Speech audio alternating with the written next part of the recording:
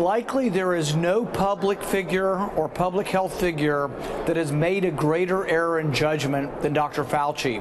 The error in judgment was to fund gain-of-function research in a totalitarian country, fund research that allowed them to create superviruses that in all likelihood accidentally leaked into the public and caused 7 million people to die. There's some blame to go around. Anthony Fauci, the NIH, yes, they funded it and they were pushing this. So they deserve some of the blame for the terrible judgment in this. But really, it's not about blame. It's about trying to make sure this doesn't happen again. But we have to admit it happened. And then we have to go on to saying we're not going to let this kind of gain of function research happen without any kind of scrutiny. I think Fauci deserves culpability, and history is going to judge him very poorly because he made the judgment to fund this research. The leak may have been accident, but the funding wasn't accidental. Tony Fauci actually went around the system. We had set up a system where there's a committee.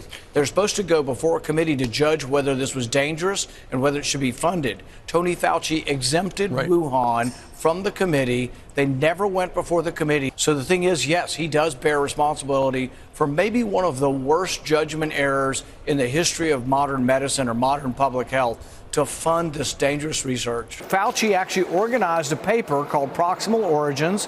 He had 5 virologists write the paper. Most of them were well rewarded with large grants. Christian Anderson got a $9 million grant about a month after this. Meanwhile, all of these people were privately saying, oh my goodness, it looks like it was manipulated. But publicly they were saying it's a conspiracy theory. So in no way was Fauci ever objective.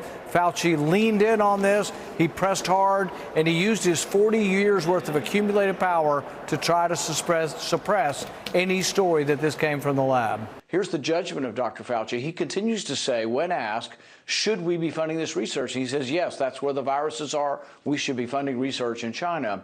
But he fails to address the question of whether or not the Chinese Communist Party, the generals in the lab, the military's involvement in the lab, whether they're to be trusted. So when Dr. Fauci gets on left-wing media and says, oh, it still could have come from animals, the chances of it coming from animals are becoming very, very small, but all of the evidence is pointing towards the lab, and yet Dr. Fauci is still for funding the lab. This is a real problem. We need to get to the head of it. In Sweden, where they did say natural immunity was helpful, they were trashed. And it turns out they did as well or better than most parts of Europe. And they also didn't mandate masks in schools. They also didn't close the schools.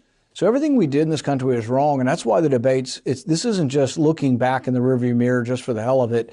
This is to make sure we actually learn something and don't do this kind of lockdown mentality again.